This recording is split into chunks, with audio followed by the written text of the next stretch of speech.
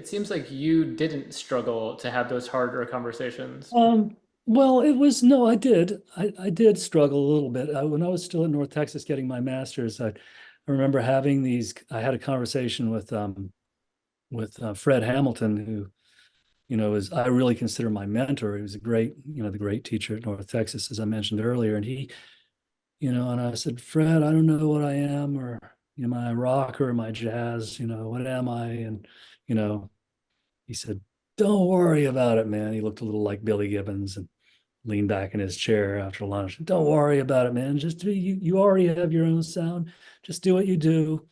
And you need to write, you need to write more tunes. And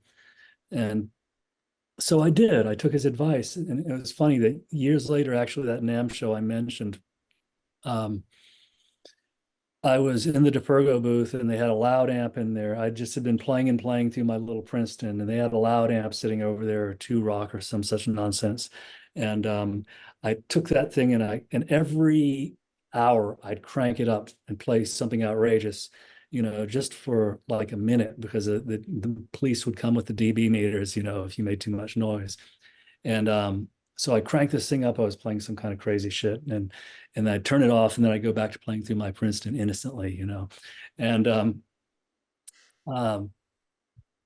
I'd just done that. I just played something wild, really loud, and I was back playing through the Princeton, and I felt a presence, and I looked up, and it was Fred Hamilton, and he said, "Man, I was coming down the escalator.